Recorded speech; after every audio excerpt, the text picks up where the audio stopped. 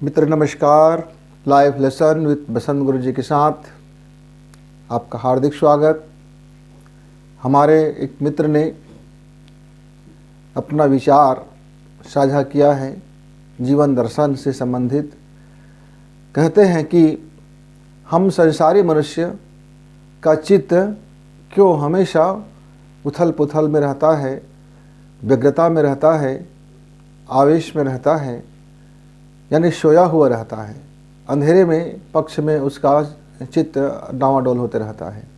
और क्या संसारी मनुष्य कभी उस संन्यास को प्राप्त नहीं कर पाएंगे जिसमें उसका मुक्त चित्त रहता है, चित्त में कोई प्रकार का गलत चीज़ें नहीं आती, बल्कि जागा हुआ चित्त होता है। जागे हुए चित्त में हम जब जीवन जीते हैं तब हमारा हर कर्म ईश्वर की ओर होता है। फिर भी हम क्यों बार बार संसार और संन्यास के बीच में द्वंद्व में फंसे रह जाते हैं। मित्र,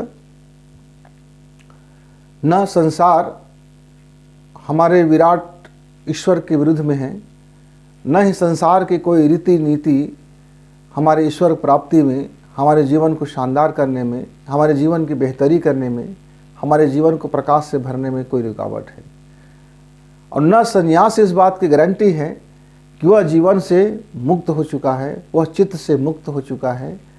चित्त से मुक्ति, अष्टावक्र जी कहते हैं कि मुक्त चित्त और चित्त मुक्त दो भिन्न दशाएं होती हैं। जब हम अपने चित्त के बाबत यह देखते हैं कि वह हर चीज़ को जागे हुए दृष्टिकोण से देखते हैं, तब वह जागा हुआ जो दृष्टिकोण वाला व्यक्ति है, जिसका चित्त जागा हुआ है, वह एक सफल और शानदार संसारी मनुष्य होता है। और उस सफल और शानदार संसारी मनुष्य अपने जागे हुए चित्त के कारण वह उसका विवेक, उसका ममता, उसका प्रेम, उसका सौहार्द, वह विराट ईश्वर को रोम रोम में, रग रग में, वह निराकार में उसको स्थापित कर चुका होता है। वह साकार को धीरे धीरे इतना विस्तार कर लेता है कि वह निराकार तक पहुंच जाता है और उस निराकार के भूमिका में अपने जीवन को जीते रहता है। संसारिक मनुष्य संसार में होते हुए भी अपने जागे हुए चित्त के कारण, अपने जो लघु था विचार, जो दृष्टिकोण छोटा था, जो एक वस्तु में था, जो एक परंपरा में था, जो एक अपने रीति रिवाज में था, वह अपने दृष्टि को व्यापक करते करते वह हर प्राणी के साथ में अपना एकाकार तारतम्य कर लेता है। सन्यासी अपने चित्त को देखते हुए कि मेरा चित्त जागा हुआ है या मेरा चित्त सोया हुआ है, मेरे चित्त का स्वभाव क्या है, वह स्वभाव के पीछे पड़ता है और वह चित्त को अपने स्वभाव में लाने की चेष्टा करता है। ये चेष्टा करने का नाम ही संन्यास है। इस चेष्टा में कई बार हमारे सन्यासी अपनी दिशाएं भी भटक चुके होते हैं। अपनी दिशाओं में वह ज़्यादा से ज़्यादा प्रतीकों को ध्यान देने लगता है कि मैं सन्यासी हूँ तो मैं संसारी की तरह व्यवहार नहीं कर सकता, और वह उसके भीतर में एक द्वंद्व आ जाता है कि उसका जीवन, उसका इंद्रियां संसारिक तरफ में आकर्षित होते रहता है। चूँकि उसका द्वंद्व होता है, वह संसार को त्यागने का जो उनके अंदर में भाव जागृत होता है, यह उसके चित्त में विकार उत्पन्न करता है। क्योंकि पकड़ना और छोड़ना ये दोनों तो संसार की प्रवृत्ति है ना, कि पकड़ना और छोड़ना, और उस पकड़े हुए को देखना और छोड़े हुए को देखना, यह संन्यास की दृष्टि है। तो सन्यासी इस बात में परेशान हो जाता है कि वह संसारी की तरह जीवन नहीं जी सकता। यद्यपि उसका मन, उसका अंदर की जो भावनाएं हैं, उसका रस रसायन है, उसकी हार्मोन्स हैं, वह संसार के ओर से बार बार खींच चले आता है और वह द्वंद्व में फंस रह जाता है। इसीलिए हमारे उपनिषदों का निर्माण हुआ, हमारे तमाम तरह के पुराणों का निर्माण हुआ, और हमारे जीवन शैलियाँ विकसित हुई, हमारे परंपराएं विकसित हुई, हमारे एक मर्यादाएं विकसित हुई कि भाई सन्यासी व्यक्ति यह चीज़ों से वर्जित रहेगा। क्यों? क्योंकि उसका जो चित्त था वो बार बार सन्यास की ओर लौट रहा था, क्योंकि वो संघर्ष के माध्यम से सन्यास में गया है, वह द्वंद्व के माध्यम से सन्यास में गया है। उसको होश से भर के नहीं गया है, वो जागे हुए नहीं गया है, वह उसको साक्षी भाव से सन्यास की तरफ नहीं बदला है। संसार ही था उसके भीतर में, वह संसार के दिशा को बदलने के लिए एक कोशिश किया है। इस कोशिश में अंदर में उसका द्वंद्व हो जाता है, और द्वंद्व हमें अपने विराट ईश्वर की हमारे जीवन को वह बदलने में बहुत तकलीफ देता है। मित्र, आपने यह पूछा कि हमारा जो जागा हुआ चित्त या चित्त के हमारी बड़ी व्यग्रता होती है। हाँ मित्र, जब तक आप द्वंद्व में रहेंगे, आप संसार को ईश्वर प्राप्ति में बाधक जब तक आप समझते रहेंगे, या संसार के क्रियाकलाप को आप ईश्वर से अलग समझेंगे, आप अपने उत्तरदायित्व को अपने अध्यात्म जीवन से अलग समझेंगे, आप अपने कर्म को अध्यात्म जीवन से अलग समझेंगे, आप अपना और ईश्वर के बीच में जब भेद पैदा रखेंगे, आप अपने कर्म और अपने जीवन और अपने अध्यात्म, अपने धर्म में जब तक आप मर्यादा की रेखा खींच के रखेंगे, तब तक मित्र आपके चित्त में द्वंद्व होगा। तो कभी चित्त जागा हुआ होगा और कभी चित्त सोया हुआ होगा। यह एक जागा हुआ कैसे होगा कि आपके लाभ का कोई बात बता दे, आप बहुत गहरी निद्रा में भी हो, तब आपका नींद चला जाता है, आप रात भर जाग जाते हैं। आपके घर में कोई एक शादी का समारोह हो रहा है, जलसा हो रहा है, आप ग्रांड पार्टी दे रहे हैं, आपके घर में मेहमान भरे हुए हैं, आप उस दिन पूरी रात जागते रहते हैं, दिन भी जाग लेते हैं, रात भी जाग लेते हैं, और आप पूरे थक के चूर हो जाते हैं। तो फिर आपको बरबस नींद आ जाती है, क्योंकि आप यहाँ दबावपूर्वक आप अपने स्वार्थवश अपने चित्त को जगाए हुए हो। ऐसे ही दुनिया में जब कोई लाभ का कार्यक्रम आ जाता है, आपको लग जाता है कि हाँ, अब मैंने जीवन भर तो कभी ईश्वर के तरफ मुंह करके, कभी अपने अध्यात्म की तरफ अपना कोई कार्य नहीं किया, लेकिन अचानक जब कोई ऐसा आयोजन आ जाता है आपके सामने में कि चलो आज रात में जाग जाते हैं, चलो आज 1 घंटा सुन लेते हैं प्रवचन, चलो आज 1 घंटा हम कुछ सत्कर्म कर लेते हैं, चलो आधा घंटा प्रार्थना कर लेते हैं, चलो आधा घंटा कुछ प्रतीक पूजा कर लेते हैं, और हमारा ये जो जन्म है, हम इस जन्म से मुक्त हो जाएंगे, हम मोक्ष हो जाएंगे। अभी मोक्ष और मुक्त को आप समझे नहीं है मित्र, और मोक्ष और मुक्ति का जो प्रोपेगेंडा हो जाता है, जो आयोजन हो जाता है, जो बड़ी बड़ी समारोह होते हैं, तो आप भी उन लहरों में बह करके उस भीड़ में आप लहरों में बह जाते हैं, भीड़ में बह जाते हैं। यद्यपि आपको न मोक्ष की कामना है, न मुक्ति की कामना है, न ईश्वर की कामना है, आपका तो पूरा चित्त सोने में मग्न है, निद्रा में उसको मजा आ रहा है, इस संसार के रस रसायन में आनंद मिल रहा है, इस संसार के सुख दुख में वो अपने जीवन को पूर्णता समझ रहे हैं, इस संसार में ही उसका पूरा संसार बसा होता है। ऐसे अवस्था में आपका चित्त यदि कोई आयोजन में लग जाता है, तो फिर आप, हमारे विद्वान जन यह कहते हैं कि आपका शुद्ध चित्त होना जरूरी है, आपका शुद्ध चित्त होना जरूरी है। तो शुद्धता का मायने हम क्या समझ लेते हैं कि हम भाई गलत ना करें। अच्छा, तो आप कौन होते हैं निर्धारण करने वाला सही और गलत का? वह परिस्थितियां हैं, वह टाइम है, या अंतरिक्ष है, या ब्रह्मांड है, या अदृश्य शक्तियां हैं, उसको निर्णय करने दीजिए। नहीं, हम निर्णय खुद करेंगे कि यह गलत है और ये सही है। अब हम जब खुद निर्णय करेंगे तो हम तो फिर कैसे निर्णय करेंगे? उस निर्णय में कुछ न कुछ तो लोचा होगा, कुछ न कुछ तो होगा। हमारे अध्यात्म में जो स्वभाव में स्थिर, विराट ईश्वर में स्थिर अष्टावक्र जी कहते हैं कि मुक्त चित्त व्यक्ति परम वैभव को प्राप्त होता है।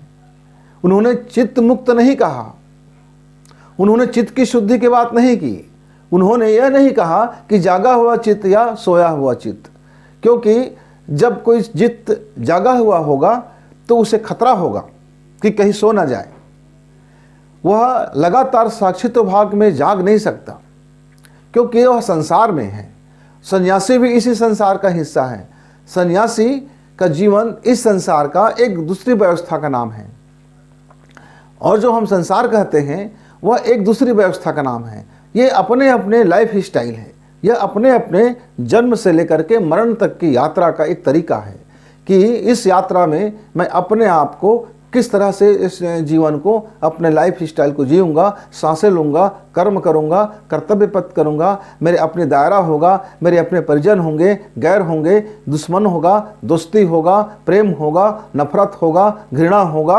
ये तमाम तरह की रसों के बीच में मैं अपने जीवन को, अपनी मान्यताओं को और अपने होने को या अपने ईश्वर के आराधना, उपासना, साधना में मैं किस स्टाइल में अपने जीवन को ढालूंगा। एक फ्रेम है, एक चौखटा है, दोनों एक फ्रेम है। चाहे आप संन्यास कह लो, चाहे आप संसार कह लो, दोनों में कोई बाहरी तो फ़र्क दिखाई देता है, कपड़ों का फ़र्क दिखाई देता है, खान पान का फ़र्क दिखाई देता है, पर अंदर से दोनों एक जैसे हैं। बस दोनों अपनी अपनी व्यवस्थाओं में, अपनी अपने संसार में हैं। सन्यास एक का अपना एक संसार है, उनका अपना एक निजी नफरत है, उनका निजी प्रेम है, उनका अपने तरीका का घृणा है, उनके अपने तरीका का मोह ममता है, उनके अपने तरीका का संसार है। वैसे ही संसार का अपना एक तरीका है। तो दोनों का इंटरनल सिस्टम है, दोनों अपने अपने प्रेम और चौखटों में बंधे होने के कारण दोनों की चित्त में विकार उत्पन्न होता है, दोनों की चित्त में विकार उत्पन्न होता है। तो आप अपने को न तो संन्यास समझे और न सांसारिक समझे। क्या समझे अपने को? आप अपने को स्वभाव में स्थिर करें। स्व के भाव में जब स्थिर करेंगे तो आपके चित्त में कोई तरंग उत्पन्न नहीं होगा, तब आपका चित्त मुक्त रहेगा। न वह जागे हुए पर उसका आसक्ति होगा और न सोए हुए पर उसका नफरत होगा। यानी कि वह पूरे होशो हवास में, वह सोया भी होगा तो पूरे होशो हवास में, जागा भी होगा तो पूरे होशो हवास में। होशो हवास में तब साक्षी के भाव में वह उस चित्त की अवस्था को, वह चित्त की दशा को, वह चित्त की परिस्थिति में वह अपने आप को शामिल नहीं करेगा। वह चित्त से, वह उसकी जो दशा होगा वह मुक्त होगा। तो जब चित्त मुक्त होगा, ऐसे चित्त मुक्त व्यक्ति के जीवन में कोई कमी नहीं होगा, क्योंकि उसे कोई आकांक्षा नहीं होगा और वह अपने कर्तव्य पथ पर वह निरंतर चलेगा, क्योंकि वह जानता है कि ईश्वर ने जब हमें इस धरती पर, इस सराय पर, इस रास्ते में हमको एक रोल मॉडल दिया है, हमारी एक पटकथा लिखा गया है, हमारी एक कथानक है और हमको अपना रोल प्ले करना है और हमको अपना जो डिजाइन दे दिया गया है और इस संसार में मेरा कर्तव्य को चिन्हांकित कर दिया गया है। अब मुझको एक माली की तरह से, एक बेहतरीन माली की तरह से इस संसार को खूबसूरत बनाने के लिए, हर एक एक चीज़ों को ध्यान देने के लिए जो मेरा कर्तव्य कर्म होगा, मैं उस कर्तव्य कर्म को मुक्त चित्त से करूं। मतलब चित्त को मुक्त ना करूं, चित्त पर कोई मैं आक्षेप ना लगाऊं, चित्त में तरंग उत्पन्न ना करूं, चित्त को मैं इससे अलग कर लूं। इस कर्तव्य कर्म से, इस कर्तव्य पथ से, लाभ हानि की गुणा भाग से, करने और नहीं करने के भाव से, पकड़ने और छोड़ने की भाव से मैं दोनों से सर्वथा अपने को अलग कर लूं। अपने को अलग कर लो तो वह जो आत्मा स्थित प्रज्ञ व्यक्ति होगा, वह आत्मा उसका केंद्रीय भूत व्यक्ति होगा। उसके जीवन में संन्यास भी उसी तरह से होगा और गृहस्थ भी उसी तरह से होगा। यह संसार और उस गृहस्थ, या गृहस्थ का एक संसार और उस संसार का एक सन्यासी और एक सन्यासी का एक गृहस्थ और एक गृहस्थ में एक सन्यासी का, उनका जो जीवन होगा उसमें वह कोई तरंग उत्पन्न नहीं करता हुआ जिएगा। यह शरीर को शरीर की तरह देखेगा, मन को वह मन की तरह देखेगा, चित्त को चित्त की तरह देखेगा, वह बुद्धि को बुद्धि की तरह देखेगा और अपना इस संसार को संसार की तरह देखता है, संन्यास को संन्यास की तरह देखता है। और यह सब देखते हुए उसमें लिप्त नहीं होता, वह निर्लिप्त होता है। उसके हर, वह कभी ईश्वर की मनुहार नहीं करता, वह कभी किसी चीज़ पर वह रेखाएं नहीं खींचता, वह कोई चौखटे नहीं बनाता, वह फ्रेम नहीं बनाता कि मेरा ईश्वर सिर्फ मेरे इस कथानक पे होगा। वह ईश्वर को वहाँ भी देखता है जहाँ आप ईश्वर को नहीं देखते हैं। वह इस संसार में हर कर्म को वह ईश्वर को न तो समर्पित करता है न तो उसे ग्रहण करता है कि ये मैंने किया है, ऐसा भी नहीं कहता हुआ, और ईश्वर की इच्छा यह भी नहीं कहता हुआ। वह सिर्फ ये कहता है यह मेरा कर्तव्य है और मैं अपना कर्तव्य करता हुआ चला जा रहा हूँ। कर्तव्य का ना, वो परिणाम की भी चिंता नहीं करता, वह परिणाम को भी स्वीकार नहीं करता।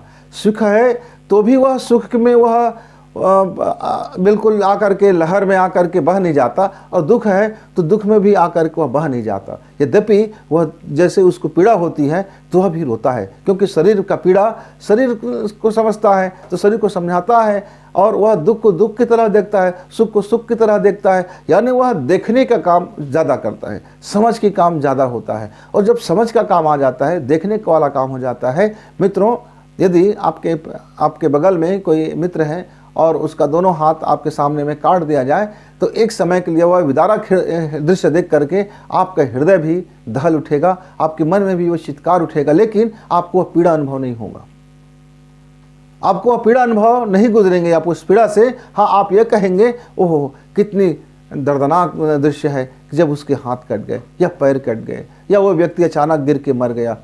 आप उसको संवेदना से, आप उसकी करुणा से भर जाओगे, आप उसको एक करुणा से भर जाओगे, लेकिन उसकी पीड़ा आप अनुभव नहीं करोगे। वैसे ही कोई व्यक्ति आपके सामने में खूब धूमधाम से नाच रहा है, गा रहा है, खुशी मना रहा है, तो आपका हृदय, आपकी संवेदनाएं यह कहेगी यह आदमी बड़ा खुश है, बड़ा इसको आनंद मिल रहा है, लेकिन वह आनंद आपको नहीं मिल रहा है। सिर्फ आप देख रहे हैं कि उसको आनंद मिल रहा है, सिर्फ आप देख रहे हैं कि उसको पीड़ाएं मिल रही है। आपका ये जो देखने वाला जो पर्सन है, यह जो इस चित्त है, यही मुक्त चित्त है। और जब मुक्त चित्त सिर्फ देखने वाला होता है, सिर्फ देखने वाला होता है, उसकी संवेदनाएं वहां तक होती हैं, तब मित्र हम कह सकते हैं कि अब उसके पास वह परम वैभव को प्राप्त है। अष्टावक्र जी के इस महान गीता के श्लोक को समझिए। अष्टावक्र गीता कहते हैं कि आपका चित्त शुद्ध और अशुद्ध के अभ्यास के बाद आपका चित्त मुक्त की ओर आप अपना अभ्यास कीजिए, और जिस क्षण आपका चित्त मुक्त हो जाता है तो मुक्त चित्त से आप अपने जीवन को जिए, और जिस क्षण आप मुक्त चित्त से जीवन जीते हैं, ईश्वर आपके साथ, आपके रग रग में, आपके सांस सांस में वह स्वतः अपने आप को प्रकट कर लेता है। वह दैव अपने आप को प्रकाशित कर लेता है, वह दैव अपने आप को समाहित कर लेता है। समुद्र में नमक घुल जाए या नमक में समुद्र घुल जाए तो दोनों एक ही बात तरह से हो जाता है, न विसर्जन न समर्पण। आपने समर्पण का अभ्यास किया, आपने विसर्जन का अभ्यास किया, आपने विलय का अभ्यास किया। अब जब आप ये तीनों छूट जाता है, न तो विलय पर आपका ध्यान है, न समर्पण पर आपका ध्यान है, तो आपका फिर जीवन कोई फर्क आपको नज़र नहीं आएगा। और यह जीवन जीने का एक तरीका से ही, यह स्वभाव से ही उत्पन्न होता है कि आप संसार में रहते हुए कितना संन्यास को जीवन जीते हैं, या संन्यास में रहते हुए आप कितना संसार में जीवन जीते हैं। ये नितांत आपका आंतरिक मामला बनता है, और वहीं से चित्त आज या तो सोया होता है या जागा होता है, या तमस में जाता है या प्रकाश में जाता है। मित्र, तो आप अपने भीतर की यात्रा में जब भी आप चलें तो आपका भीतर का दिया जलते ही आपका चित्त मुक्त हो जाता है, और मुक्त चित्त फिर आपके जीवन को शानदार बनाता है। फिर कभी मिलेंगे, तब तक के लिए विराम। नमस्कार।